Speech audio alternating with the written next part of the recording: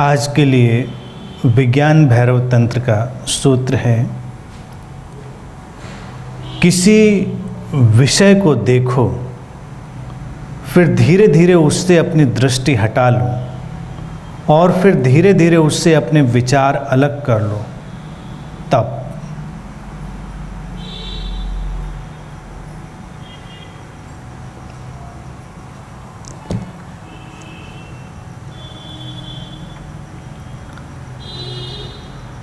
विज्ञान भैरव तंत्र के सारे ध्यान सूत्र अपने आप में अद्भुत हैं। मनुष्य मन की जितनी भी संभावनाएं हो सकती हैं, उन सबके लिए उसमें विकल्प उपलब्ध है। आज का सूत्र देखने में जितना साधारण है उतना ही गहरा और हमारे जीवन में गहरे से गहरी शांति लाने वाला, क्योंकि किसी भी व्यक्ति के जीवन की जो सबसे बड़ी समस्या है वो विषयों से अपने आप को अलग न कर पाना। कोई भी विषय हो हमारे सामने, हम उससे जुड़ते हैं और फिर हम उसी में घूमते रहते हैं। कोई भी विचार हमको पकड़ ले तो फिर हम उसके साथ ही साथ घूमते रहते हैं, हम उससे अलग नहीं हो पाते। कोई घटना, दुर्घटना, किसी का मिलना छोड़ना, कुछ भी हो जीवन में, वो एक विषय है, सब्जेक्ट है, और उस विषय से हम ग्रस्त हो जाते हैं, ऑब्सेस्ड हो जाते हैं। विषय से ग्रस्त हो जाने के कारण हमारी आंतरिक जीवन ऊर्जा हमेशा उसके चारों तरफ ही रहती है और उसमें जो दुष्परिणाम घटता है वो ये कि हम अपने वास्तविक जीवन को कभी जान ही नहीं पाते। इसीलिए सूत्र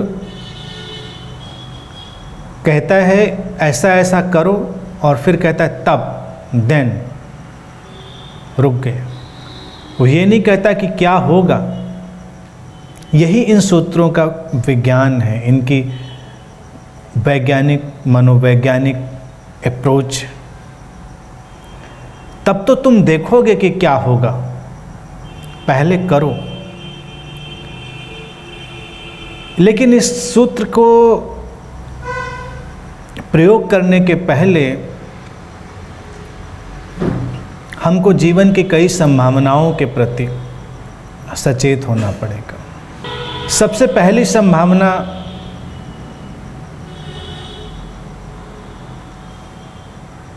जो हर जीवन की है और वो निश्चितता भी है, हमको दिखाई देती है संभावना की तरह, लेकिन होती निश्चितता की तरह। यानी कि कुछ चीज़ें ज़िंदगी में ऐसी होती हैं जो हमको प्रोबेबिलिटी की तरह दिखाई देती हैं, लेकिन वो सर्टेनिटी की तरह ही होती हैं।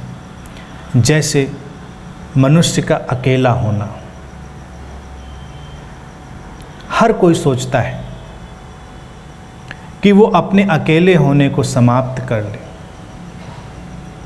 लेकिन वास्तविकता यही है कि व्यक्ति अकेला है। तुम्हारे जीवन का जो भी अनुभव है वो तुम्हारे अकेले का ही अनुभव है, भले ही वो अन्य लोगों के अनुभवों से मिलता जुलता हो, लेकिन तुम्हारे लिए वो यूनिक है। जब तक व्यक्ति अपने इस अकेले होने को स्वीकार नहीं करता और अपने इस अकेले होने के प्रति सहज नहीं होता, तब तक अध्यात्म की गहराई में और ध्यान के रहस्य में उसका प्रवेश नहीं होता।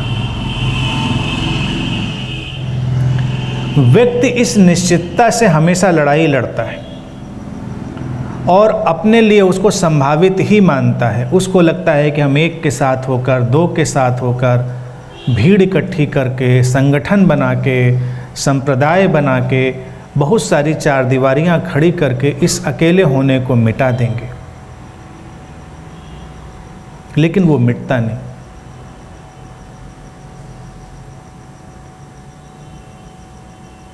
जितने भी संगठन हैं, संप्रदाय हैं, धर्म हैं, वो इस अकेलेपन से लड़ाई लड़ने के लिए ही हैं।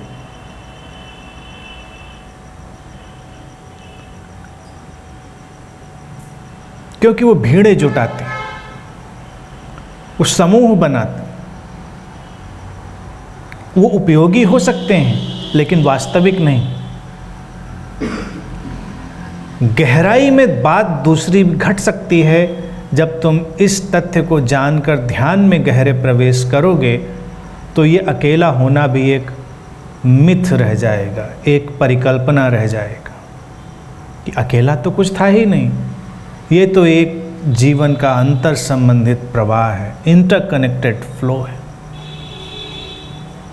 तब एक बचता है, अद्वैत बचता है। लेकिन वो यात्रा का अगला पड़ाव है। पहला पड़ाव तो यही जानना, क्योंकि ये जानने से तुम्हारी यात्रा सुगम होती है, आसान होती है, सरल बनती है। तुम अपने जीवन को दिशा दे सकते हो। तुम अपने जीवन के विकास के लिए, उसकी शांति के लिए, उसकी प्रसन्नता के लिए काम कर सकते हो। अगर तुम दूसरे से ही अपेक्षा किए चले जाओगे कि वो आकर तुम्हारी प्रसन्नता में योगदान देगा, तुम्हारी शांति में योगदान देगा, तो तुम कभी नहीं होने वाले हो। वो लगेगा कि अब हुआ, लेकिन थोड़ी ही देर में गायब हो जाएगा। जब तक तुम स्वयं अपने अंदर वो सूत्र न खोज लो, अपने अंदर वो समझ न पैदा कर लो जो शांति और प्रसन्नता लाती हो, तब तक उनकी कोई संभावना नहीं। दूसरी निश्चितता, सर्टेनिटी जीवन की और है, जिस पर भी व्यक्ति ध्यान नहीं देता, क्योंकि उसके लिए वो हमेशा संभावना होती है।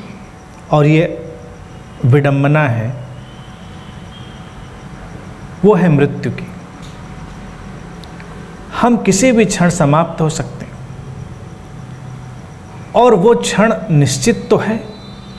वो अगला क्षण हो सकता है, उसके बाद का क्षण हो सकता है, बरसों बाद का क्षण हो सकता है, कोई भी क्षण हो, लेकिन समाप्त होना तय है।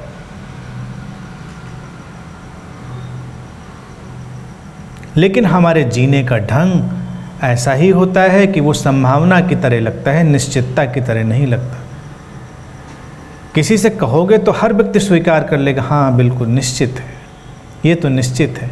लेकिन उसके मन को टटोलोगे तो उसमें वो निश्चितता नज़र नहीं आएगी, उसमें तो बस संभावना है।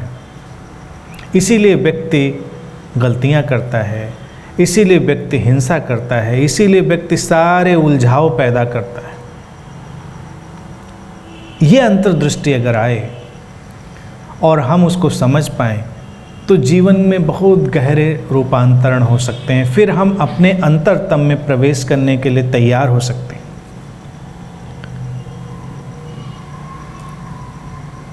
मृत्यु की निश्चितता को अगर हम जानें,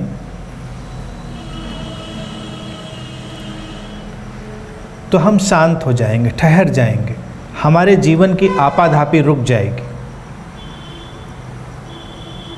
बहुत दौड़ने भागने की ज़रूरत क्या है? जीवन ऊर्जाएं बिखरना बंद हो जाएंगी, हम ठहरेंगे। और उस ठहराव में हम मृत्यु से विपरीत का अनुसंधान कर पाएंगे, उसकी डिस्कवरी कर पाएंगे, उसे खोज पाएंगे। वो है अमृत, यानी कि हम नहीं मरते, हम नहीं मिटते। लेकिन ये बात दोहराने से या रटने से कुछ नहीं होने वाला। पहले तो तुमको मृत्यु का सामना करना पड़ेगा, जानना पड़ेगा उस तथ्य को, तब तुम्हारी ऊर्जाएं ठहर जाएंगी। उस ठहराव में तुम्हें बहुत कुछ ऐसा दिखाई देगा जिसे तुम अभी तक नहीं देख पा रहे थे। अब जैसे पहली वाली बात अकेलेपन की लो, अगर तुम अकेले होने को स्वीकार करते हो तो तुम अपने साथ को विकसित करोगे, उसे इवॉल्व करोगे, क्योंकि तुम अपने साथ भी तो हो। और जीवन में कितनी विचित्र सी बात है, जो लोग अपने साथ नहीं रह सकते वो दूसरों का साथ देने की कोशिश करते। सारे लोगों का हाल यही है कि वो अपने साथ तो रह ही नहीं सकते शांति से, आनंद से, होश से, और फिर वही दो लोग कोशिश करते हैं कि हम मिलेंगे तो साथ पैदा हो जाएगा, उपद्रव पैदा होगा। उसी से तो सारा उपद्रव पैदा होता है, क्योंकि तुम अपने साथ नहीं रह पा रहे हो। ध्यान का सारा आयोजन अपने साथ रहने का विज्ञान है, उसकी कुशलता है। अध्यात्म भी उसी की बात करता है, लेकिन जब संगठित धर्म बनते हैं तो वो उसको मिटाते हैं। वो कहते हैं कि नहीं, साथ होकर शायद कुछ घटेगा। अब अध्यात्म की यात्रा अगर अकेले की है तो तुम अकेले अपने ऊपर काम करते हो। सोचो कितना बदलाव आ जाता है। तुम अपनी शांति पर काम करते हो, तुम अपने को प्रसन्न बनाने पर काम करते हो, तुम अपने अंदर की शरीर मन चेतना की, बॉडी माइंड स्पिरिट की डिसहार्मनी को ख़त्म करके उसकी हार्मनी को लाते हो। तुम अपने अंदर एक रोशनी लाते हो और फिर वो रोशनी बाहर भी जाती है, वो हार्मनी बाहर भी जाती है। और सारे लोग अगर ऐसा कर पाएँ, या कम से कम कुछ लोग, तो वो जब मिलेंगे तो अलग वातावरण बनेगा। संगठन और अध्यात्म के प्रयोगों में यही अंतर्भेद है, यही डिस्क्रिमिनेशन है। अध्यात्म के प्रयोग में कई बार मास्टर्स ये प्रयोग भी करते हैं कि ऐसे अकेले अकेले चलने वाले लोग साथ साथ हों, तो उनकी अकेले की रोशनी, अकेले की शक्ति, अकेले की ऊर्जा फिल्टर होकर एक साथ मिलकर एक गहरी रोशनी और ऊर्जा को निर्मित करेगी, क्योंकि वो उसी तरह के लोग हैं।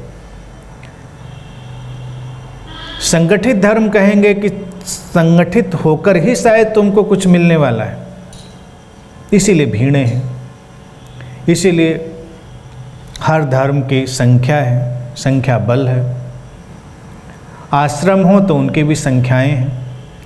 कोई आश्रम ऐसा तो नहीं तुम देख सकते कोई अकेला आदमी बैठा हुआ है पेड़ के नीचे, तो उसको आश्रम नहीं कहोगे, उसको तो घर भी नहीं कहोगे। आश्रम का मतलब खूब भीड़ हो, हल्ला गुल्ला हो, सारे लोग एक ही बात बोल रहे हो, एक ही जैसे कपड़े पहने हो, एक ही जैसे नारे लगा रहे हो, सब कुछ एक ही जैसा कर रहे हो, लेकिन एक जैसा कहाँ होता है। और हमारी अड़चन ये है कि हम खुद चलने के पहले दूसरों को चलाने लगते हैं। अकेला व्यक्ति अपने ऊपर काम करता है। मेरे पास भी अक्सर लोग आते हैं, घर का एक सदस्य चला, तुरंत पूछता है कि फिर मेरी पत्नी का उतना इंटरेस्ट नहीं है, उनके लिए क्या करें कि वो भी साथ चले। नहीं है इंटरेस्ट तो नहीं है, क्या करें, तुम्हारा है, तुम चल सकते हो, चलो।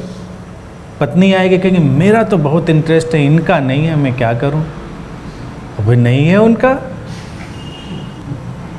इंटरेस्ट कहाँ से पैदा करें। पानी तो दे सकते हैं, प्यास कहाँ से पैदा करें। पानी उपलब्ध हो सकता है, लेकिन अब कहो कि पानी तो ले जा रहे हैं अनंत से एक बोतल, अब प्यास लगवा दो, प्यास तो हम नहीं लगवा सकते। अपना अपना चलो। बच्चे हमारे कैसे चलेंगे। फिर इसी में संगठित धर्म आ जाते हैं, वो सारा उपद्रव पैदा करते हैं। ध्यान तुम किसी दूसरे के लिए नहीं कर सकते, कर सकते हो, लेकिन लोग कोशिश करते हैं। मेरे पास ऐसे बहुत लोग आ चुके हैं कि मेरी बिटिया बहुत उपद्रवी है, वो ध्यान नहीं करती, क्या ऐसा संभव है कि मैं उसके लिए ध्यान कर दूं। अब तुम सोचो, अगर इस सिद्धांत पर काम करो तो कितना केओस हो सकता है। कोई किसी के बिहाव पे प्रेम करे, डेलीगेट कहाँ होगा? कोई किसी के बिहाफ पे कोई और काम करे, खाना खा ले,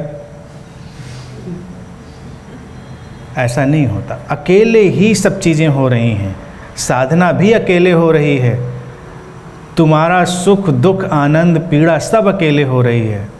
हम देखते हैं, जानते, करुणा बस इतनी है कि हम जानते हैं कि ऐसा हो रहा होगा, हम उसमें कुछ सहयोग दे सकते हैं, लेकिन उससे ज़्यादा कुछ नहीं कर सकते। तुम्हारे शरीर में पीड़ा हो रही है, दूसरा क्या कर सकता है? तुमसे कितना भी प्रेम करता हो, क्या कर सकता है? तुम्हारे साथ साथ रो सकता है, लेकिन तब तो तुम्हारे काम का भी नहीं रहेगा। शांत रहेगा तो तुम्हारा कुछ काम भी करेगा, सहायता भी करेगा। तो कुछ ज़्यादा जो मोहब्बत वाले, सहानुभूति वाले लोग होते हैं, वो साथ साथ ही उतने बेहाल हो जाते हैं और किसी काम के नहीं रहते। देखने में लगता है कि बहुत मोहब्बत है, जितना मुझे दर्द हो रहा था उससे ज़्यादा इसको हो रहा है। होता हवाता नहीं, हो भी नहीं सकता, केवल नाटक है। कैसे हो सकता है बताओ? नहीं हो सकता। लेकिन एक नैतिक दबाव होता है कि मेरे किसी प्रियजन को दर्द हो रहा है तो मैं शांत कैसे हो सकता हूँ। कई सदाचारी लोग ऐसे प्रश्न खड़े करते हैं कि मेरे घर के सदस्य बड़े दुखी हैं, मैं कैसे प्रसन्न हो जाऊं। चुनाव तुम्हारा है, मत। तुम्हारे घर के सदस्य दुखी हैं, तुम कैसे प्रसन्न हो जाओ तो ये तुम्हारी समस्या है। लेकिन हो गए तो तुम ही, उनके साथ तुम दुखी हो जाओ, और अगर सचमुच में प्रसन्नता तुम्हारे अंदर आ गई हो तो तुम दुखी होने की कोशिश भी नहीं कर पाओगे। नाटक करोगे लेकिन वो निकल कर बाहर आ जाएगी। असली में अगर कोई आदमी उदास ना हो गया हो, उदासी की एक्टिंग करना बहुत मुश्किल है। बहुत ज़्यादा मेकअप और एक्टिंग की ज़रूरत पड़ेगी, क्योंकि तुम प्रसन्न हो, तुम चले आ रहे हो। कभी तुम इस अकेले और सामाजिक जो विडंबना है इसको देखने के लिए अगर तैयारी करो तो किसी उस घर में जाओ जिसमें किसी की मृत्यु हो गई हो, लोग कंडोलेंस के लिए, मातम पुरसी के लिए घर आ रहे हों। तुम गेट पर कहीं पेड़ के पास छुपकर खड़े हो जाओ,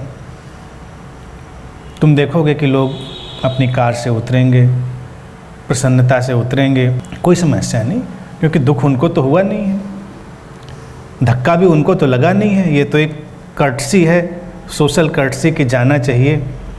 जिसको हुआ होगा, किसी को हो सकता है तो उसकी बात अलग है, लेकिन आम तौर से ज़्यादातर लोग, मैंने बहुत देखा है ऐसा, तो वहाँ से बस वो प्रसन्नता से मुस्कुराते हुए उतरेंगे, गेट के अंदर आते मुंह लटका के अंदर आएंगे। फिर जब गेट के बाहर निकलेंगे तो स्विच ओवर करेंगे, फिर अपने नॉर्मल पोज में आके चले जाएंगे। तो अगर हम देखें ये क्या नाटक है, समाज लेकिन नाटक में चलता है। व्यक्ति अकेला है, दुख तुमको नहीं हुआ है, तुमको इतना साहस भी नहीं कि तुम कह सको कि मुझे तो कोई दुख नहीं हुआ। और मैं तो कहूँगा कि आध्यात्मिक व्यक्ति इतना ईमानदार हो कि वो ये बात भी कह सके कि हाँ मुझे ऐसा नहीं हो रहा, लेकिन मैं सहयोग कर सकता हूँ। मेरी समझ, मेरा विवेक ये कहता है कि परिस्थिति मुश्किल हो सकती है, इसमें मुझसे सहयोग दिया जा सकता है। ये आध्यात्मिक बात होगी, ये वास्तविक बात होगी। तो ये पहला परिदृश्य तो ये समझना होगा कि अकेले ही तुमको सब करना है।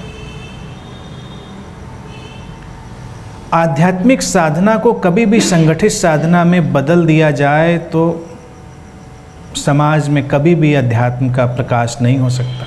संगठित धर्मों ने यही कि तुम्हारी तरफ से कोई पूजा कर देता है, तुम घर के किसी कोने आतर में मंदिर बनाते हो और फिर कोई पंडित पुजारी लगा देते हो पूजा करने के लिए, आता है करके चला जाता है। एक महिला मेरे पास आती थी, वो कहती थी कि मैं दिन में 1 घंटे जाप करती हूँ माले का मंत्र, कोई मंत्र था। तो हमने कहा 1 घंटे जाप? बोली 10 माला अपने लिए, 10 अपने हस्बैंड के लिए, 10 अपनी लड़की के लिए, 10 लड़के के लिए और 10 दामाद के लिए। और नहीं, बड़ा कठिन काम है सबका काम, क्योंकि उस महिला को लगता था कि वो तो खाली है, बाकी लोग बिजी, हम सबका काम निपटा दें, एग्जिस्टेंस में वो फीडिंग हो जाएगी कि माले हो गए हैं, अब इनका ख्याल रखना चीज़ों में। अभी तक ये डिवाइस पूजा की और मालों की मोहब्बत वगैरह में नहीं आई है, नहीं तो उसमें भी डेलीगेट कर सकते हैं लोग। उतनी हिम्मत कोई नहीं दिखाता कि भाई मैं बहुत बिजी हूँ, अपनी पत्नी के पास जाने का वक्त नहीं है, 10 माले तुम ही कर देना उसके लिए। कुछ काम अकेले ही होते हैं, यानी जीवन ऐसी ही यात्रा है। हम इस खेल में पड़ जाते हैं कि साथ में कुछ होने वाला है, साथ में कुछ होने वाला नहीं। तो एक इस चीज़ को स्वीकारेंगे तब इस सूत्र की जो गंभीरता और इसका रहस्य उसमें आ पाएंगे। अभी इसीलिए ये भूमिका है।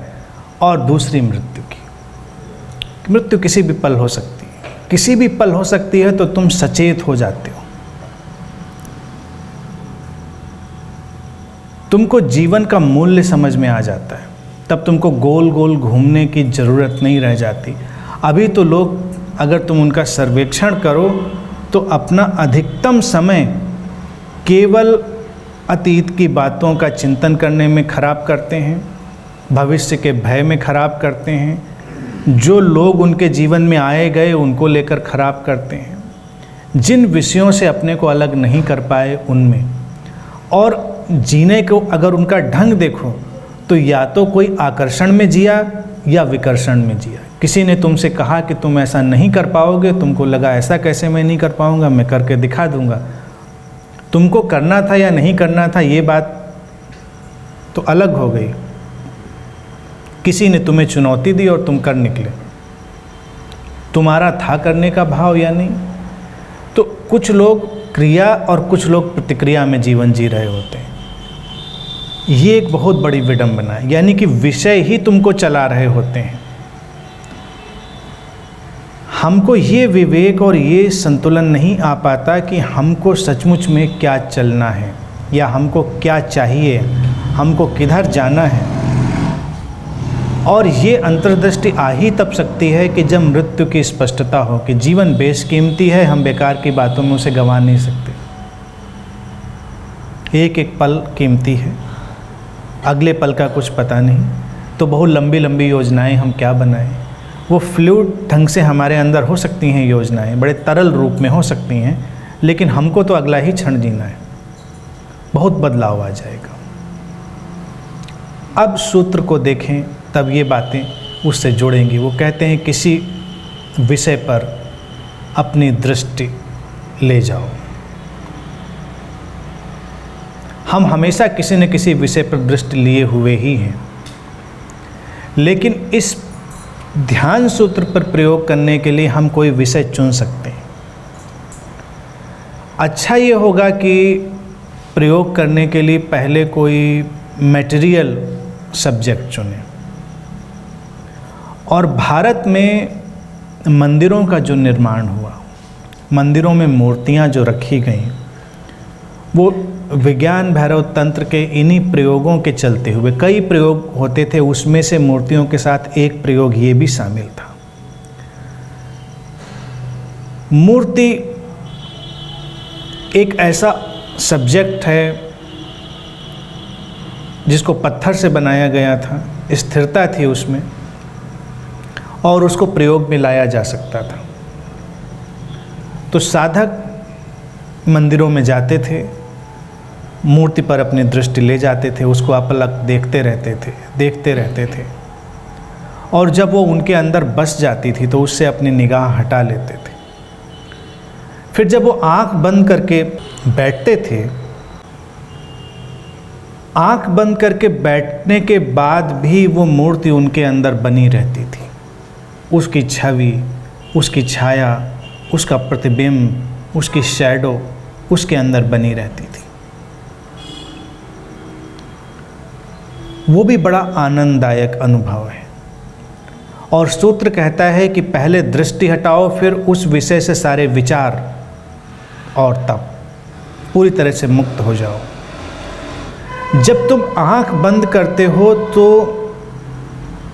मूर्ति का जो मूर्त रूप है, जो मटेरियल उसका पदार्थगत स्वरूप है, एक तरह से वो मिटता है, तुम्हारे लिए वो डिजॉल्व हो जाता है। और जब तुम्हारे अंदर वो स्वरूप बनता है तो उसको मानसिक रूप से हटाना पड़ता है। उसको मानसिक रूप से तुम धीरे धीरे उससे अपने को अलग करते हो। देखते हो कि तुम्हारे अंदर वो जो स्वरूप बना था, जो छवि आ गई थी, वो भी हट रही है, खो रही है। और उस क्षण जब वो छवि, वो इमेज तुम्हारे अंदर से पूरी तरह ख़त्म होती है, उससे तुम्हारे सारे विचार हटते हैं, तुम एक शून्य में होते हो, एकांत में। और उसी को कहते हैं कि तुम अपने स्रोत में वापस लौट आते हो। तुम्हारे अंदर एक गहरा मौन होता है, वो मौन जो तुम्हारी वास्तविकता है। मौन ही वास्तविक है, उसके सिवा सब कुछ हमारे मन के द्वारा रचा गया है। मन मौन में जब सक्रिय होता है तो सारा संसार रचा जाता है, लेकिन प्राथमिक फंडामेंटल आधारभूत मौन है। तुम मौन में प्रवेश कर जाते हो। तुम्हारे अंदर अब कोई विचार नहीं, कोई छवि नहीं, कोई दृश्य नहीं, तुम खाली हो, तुम कंप्लीटली एम्प्टी हो। और तब कह के जो शिव ने छोड़ा है वो तब यही है कि उस क्षण तुम्हारे अंदर से तुम्हारे स्व का प्रकाश, तुम्हारे आत्म का प्रकाश उभरता है, तुम्हारा वास्तविक होना। क्योंकि तुम्हारी जो आइडेंटिटी है, तुम्हारी पहचान है, वो सब कल्पित है। सामाजिक हो, धार्मिक हो, किसी भी तरह की जो तुमने अपनी पहचान बनाई है, वो भी एक सब्जेक्ट है। उससे केवल तुम्हारी दृष्टि अटकी है और फिर उसके बाद तुम्हारे विचार अटके हैं और तुम उसके साथ ही अपना जीवन जीते हो। मूर्तियों का ये प्रयोग बहुत लंबे समय तक किया गया, मंदिरों में किया गया, पेड़ों के नीचे किया गया। पेड़ के नीचे किसी ने कोई एक पत्थर रख दिया। पूजा के लिए सब नई चीज़ें रखी गई थी, क्योंकि पूजा का कॉन्सेप्ट भारत में बिल्कुल अलग था। पूजा का कॉन्सेप्ट बस इतना था, ग्रेटिट्यूड, अनुग्रह। किसी मूर्ति या किसी चट्टान ने तुमको रास्ता दिया, तुमको अपने तक जाने का उपाय दिया, तुम्हारे प्रयोग में वो माध्यम बनी, तो तुम उसके लिए ग्रेटिट्यूड में हो, अनुग्रह में हो। लेकिन कालांतर में जो पूजाएं विकसित हुईं, वो सारी पूजाएं भय और लालच के आधार पर थीं कि तुम किसी को खुश कर रहे हो, तुम कुछ पाना चाह रहे हो, तुम्हारे अंदर कोई डर है, वगैरह वगैरह। तुम अपने मंत्र अगर देखो और उनके अनुवाद देखो, संस्कृत में कोई बोल जाता है तो तुमको समझ में नहीं आता कई बार,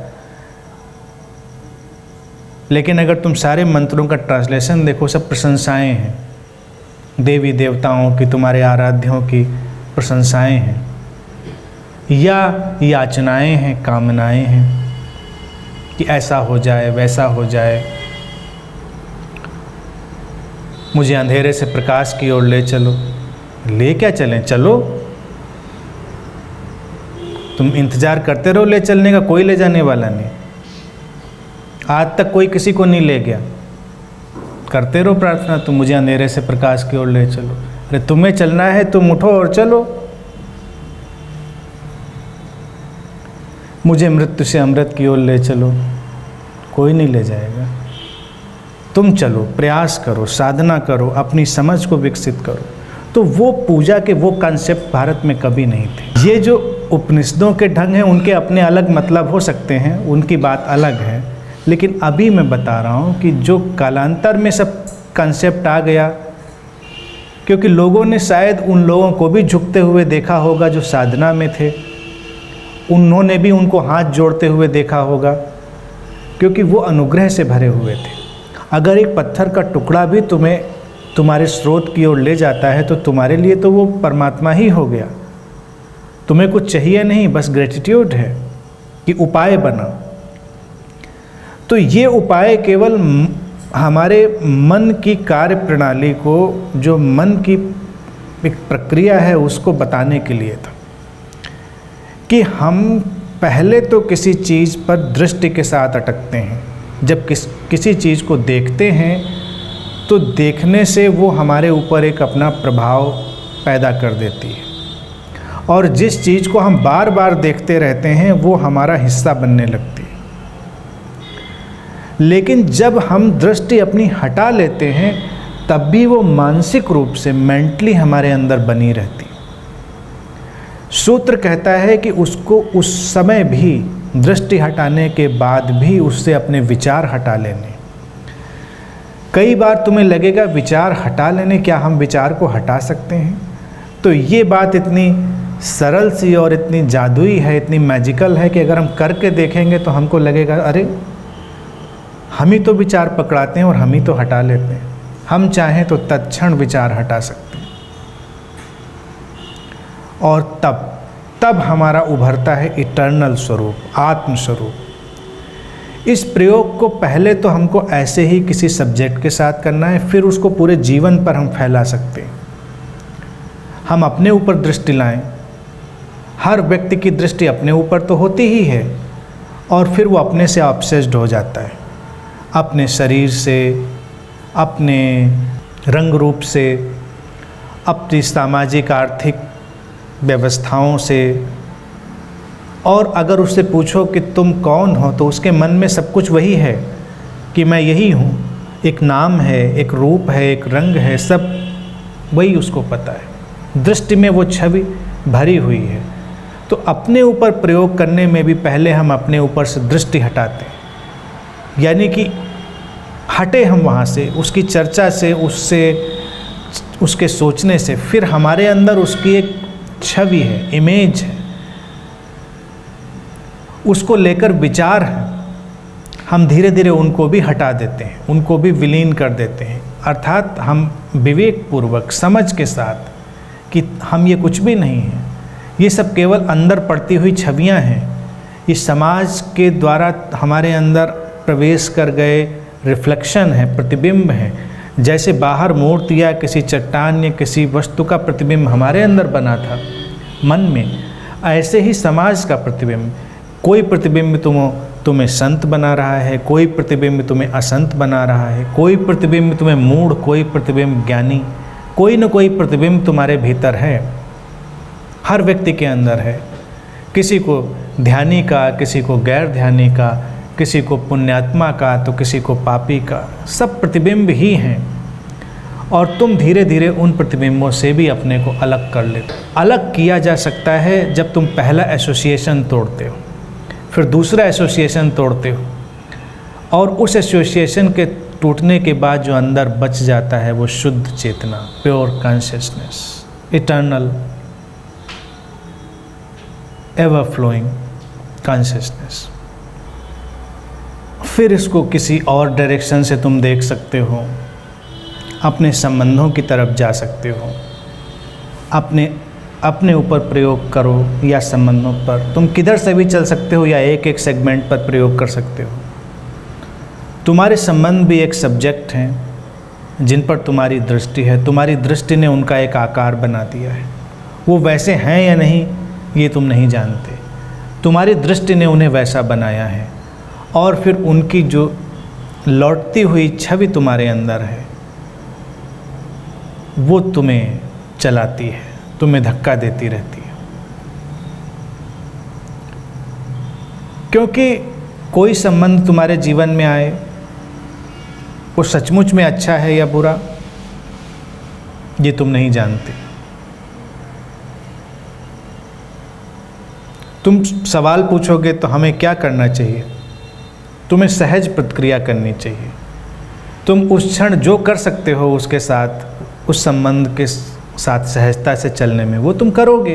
तुम्हें वही करना चाहिए जो तुम्हारा पूरा होश, तुम्हारी बुद्धि, तुम्हारा विवेक तुमसे कह रहा हो, और तुम्हारी कंडीशनिंग और तुम्हारी सारी इनर स्ट्रक्चर जो है वो तुमसे वो करवाएगा।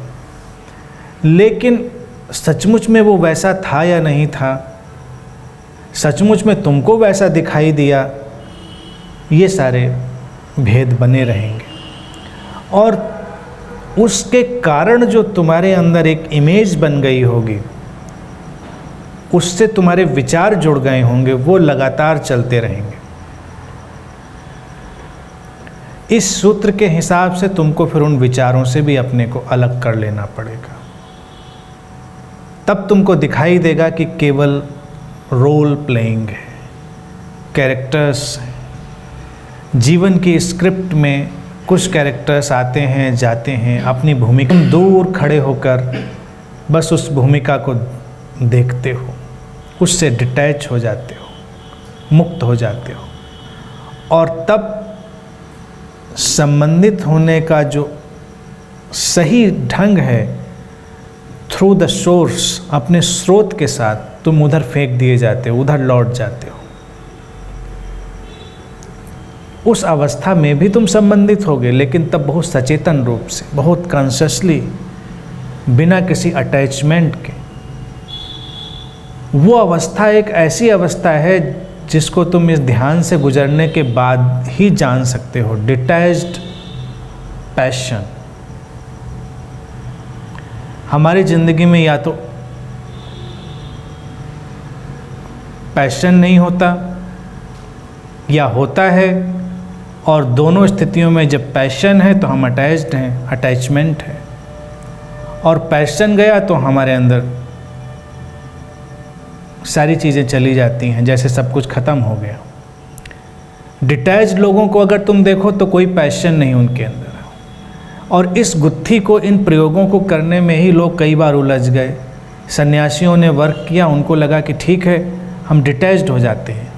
इसी ध्यान के दार्शनिक पहलू थे कि अलग हो जाओ विषयों से, यानी कि संसार भी एक विषय है, उससे दृष्टि हटाई, फिर विषय से अलग हो गए। तो पहले का सन्यासी अक्सर नीरस हो जाता था, डल हो जाता था, क्योंकि वो डिटैच हो गया। अब डिटैच हो गया तो व्यवहार कैसे करे, पैशन कहाँ से लाए, डिटैच। और अगर पैशन ले आए तो डिटैच नहीं रह सकता। लेकिन ये पॉसिबिलिटी है, living through detached passion. Bharat में हमने भगवान कृष्ण का चरित्र रचा और उसमें हमने यही दिखाने की कोशिश की। वो एक ऐसा व्यक्ति है जो हर काम बहुत पैशनेटली करता है, बहुत पैशन के साथ, और सब कुछ से डिटैच, क्योंकि वो अपने स्रोत से काम करेगा। जो अपने स्रोत से चलेगा, अपनी कॉन्शियसनेस के साथ मूव करे, उसकी ज़िंदगी में दोनों पहलू होंगे। और यही शांति का सबसे बड़ा गुण है, क्योंकि जब तुम डिटैच रहोगे तो तुम छवियों से मुक्त होते हो। छवियों के कारण ही जीवन में सारा संघर्ष है। अब कोई व्यक्ति अतीत में कैसा था, तुम देखो समाज में एक घटना हो जाए किसी व्यक्ति के साथ तो हम उसको कभी उससे मुक्त नहीं होने देते, और देखा जाए तो व्यक्ति तो क्षण प्रतिक्षण बन रहा है। फिर तो किसी की मुक्ति की या सुधार की संभावना ही नहीं है अगर हम अतीत के साथ ही लेकर चलें। अतीत तो मिटेगा। हम अगर खुद प्रयोग करें तो हम उससे बाहर जा सकते हैं। और अगर कोई ऐसा व्यक्ति हो जो इस डिटैच्ड पैशन के साथ रह रहा हो, तो अगर कोई व्यक्ति उस अवस्था में जी रहा है तो उसके साथ में ही रूपांतरण घट जाते हैं। और सद्गुरुओं की, बुद्धों की यही अवस्था होती है और यही उनका आकर्षण भी होता है। जब तुम उनके सामने होते हो वो तुमको तुम्हारे अतीत से नहीं देखते, इसीलिए तुम बदल सकते हो। वो तुम्हें तुम्हारी छवि से नहीं देखते, नहीं तो कोई संभावना नहीं। व्यक्ति को लगेगा ये ऐसा व्यक्ति था, ये साधना कैसे कर सकता है, ये ध्यान कैसे कर सकता है। कहीं कुछ भी हो सकता है और हमको उसके लिए संभावनाएं खुली रखनी चाहिए। और यही विषयों से दृष्टि हटाकर मुक्त होने की प्रक्रिया है। किसी व्यक्ति से जीवन में कोई गलती हो जाए, तुम देखो वो जीवन पर्यंत उसमें अटका रहता है। कुछ लोग तो इतने मानसिक रूप से बीमार हो जाते हैं कि पूरा जीवन ही उनका खराब हो जाता है।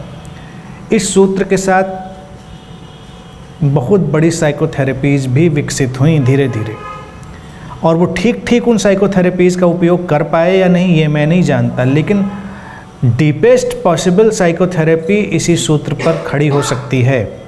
और कोशिश तो करी ही गई है कि डिटैच करना सब्जेक्ट से, फिर उसके इंटरनल एसोसिएशन से तो मुक्त हो जाओगे। व्यक्ति के अंदर गिल्ट एक ऐसी चीज़ होती है जो उसको ठीक से जीने नहीं देती। तुम रास्ते पर चले, तुमसे कुछ हुआ, तुम गिल्ट में जा सकते हो।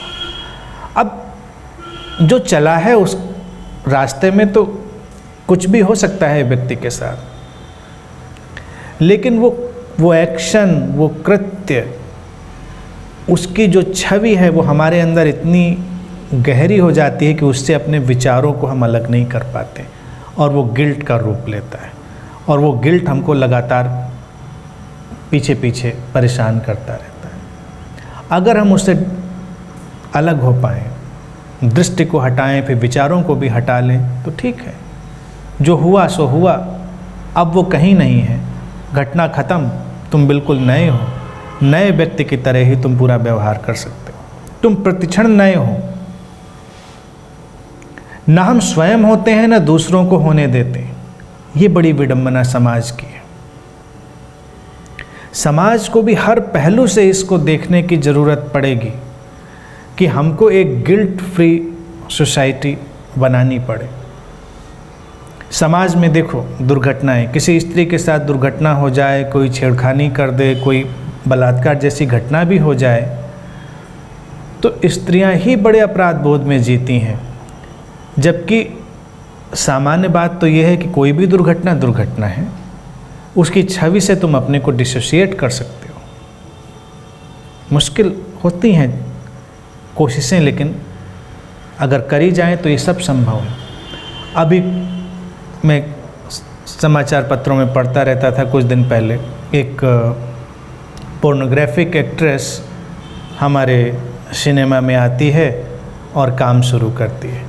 लोग उसके साथ इसलिए काम नहीं करना चाहते क्योंकि उसका अतीत पोर्नोग्राफिक मूवीज़ का। वो कहती है कि मैं उस धारा को छोड़कर अब नया जीवन जीना चाहती हूँ, लेकिन हमारा समाज अनुमति नहीं देता। किसी का अतीत कुछ भी हो सकता है, लेकिन उसकी छवियां हमेशा पोछी जा सकती हैं, क्योंकि हर क्षण तो नया जन्म है। और मैं तो ये भी कहता हूँ कि किसी का अतीत पोर्नोग्राफिक एक्ट्रेस का हो और वो साध्वी भी हो सकती है, वो इनलाइटन भी हो सकती है। क्यों नहीं हो सकता कोई इनलाइटन? वो तो समझ से होना है। और ठीक एक जन्म के पीछे अगर तुमको लौटा दिया जाए तब तुम क्या करोगे? भगवान बुद्ध ने इसीलिए प्रतिप्रसव और जाति स्मरण की विधियां खोजी, लोगों को एसोसिएशन ख़त्म करने के लिए। हर व्यक्ति अपना एक एसोसिएशन बना के बैठा है कि मैं ऐसा हूँ, लेकिन वास्तविकता अगर तुम समझ सको कि अगर आज जीवन में हम यहाँ बैठे हैं तो हमने जीवन के अनंत यात्रा में सारे रंग देखे होंगे। एक व्यक्ति बहुत मूर्खतापूर्ण काम करते रहा है, हो सकता है आज ना करे, और दूसरी संभावना भी है कोई बहुत बुद्धिमान व्यक्ति आज मूर्खतापूर्ण काम करने लग जाए। खुला रहना जरूरी है। संभावनाओं के लिए खुलने का काम इस ध्यान विधि से आता है कि तुम मुक्त हो सकते हो।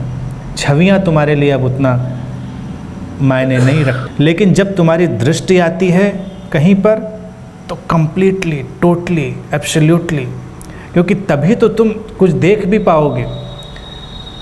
अगर किसी ने ठीक से देखा ही नहीं तो ठीक से मुक्त भी नहीं हो सकता।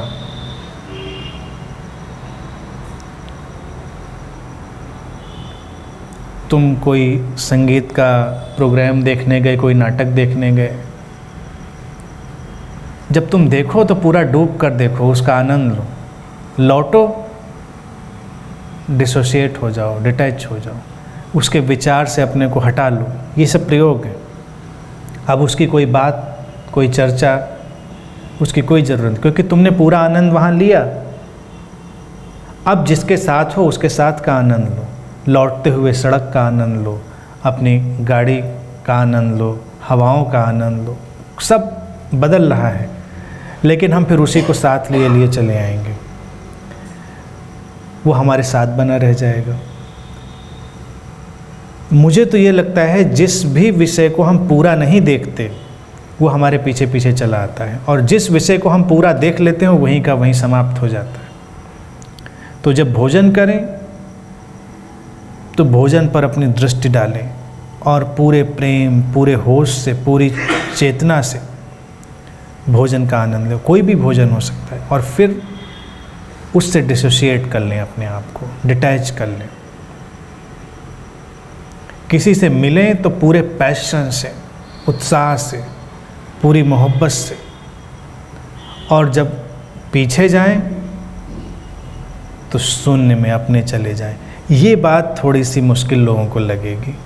खाना पीना गाना नाटक तो सबको समझ में आ जाता है कि वो ठीक है, लेकिन किसी व्यक्ति से जब मिले बहुत मोहब्बत से और पैशन से, और जब अकेले हुए तो अपने शून्य में, तो कुछ लोगों को ये थोड़ा अपराध बोध जैसा लगता है। तो क्या मोहब्बत नहीं है? कुछ लोगों को लगता है कि मोहब्बत का मतलब है लगातार चरखा चलाए रहना, ना खुद चैन से सोना, ना दूसरे को सोने देना।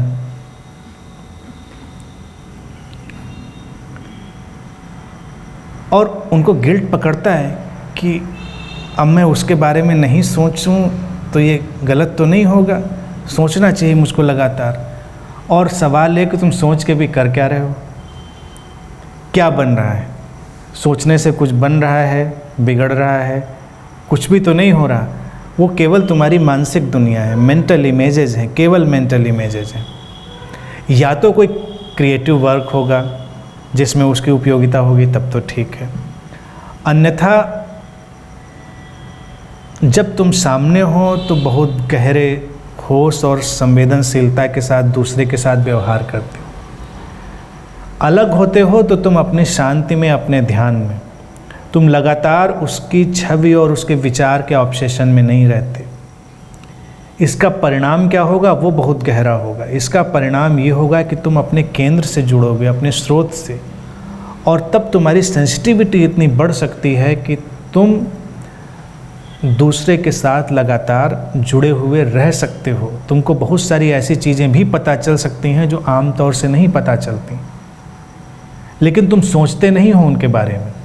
अक्सर ये देखा गया है जो लोग बहुत सोचते हैं किसी के बारे में, उनको उसके बारे में कुछ भी पता नहीं चलता, वो जिंदा है कि मर गया, क्या हो रहा है क्या नहीं हो रहा है।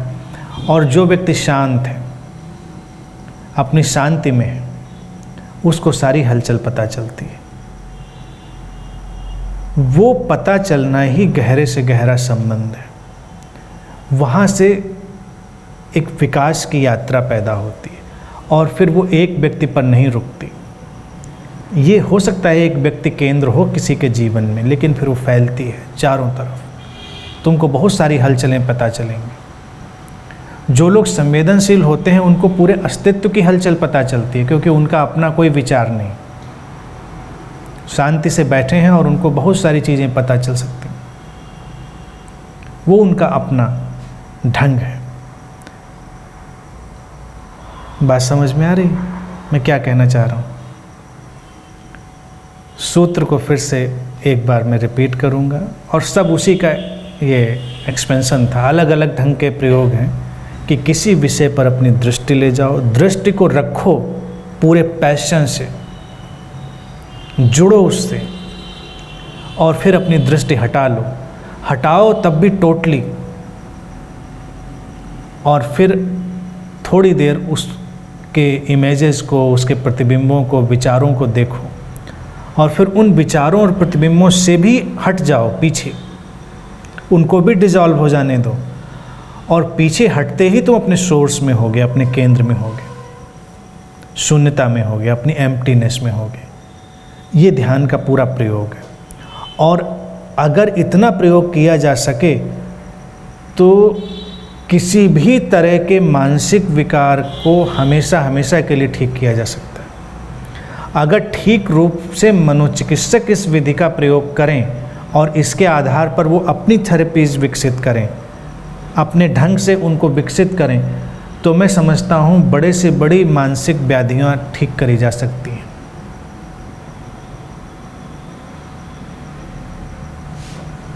तो इस पर प्रयोग करें और फिर हमको बताएं। ओके, आज के लिए इतनी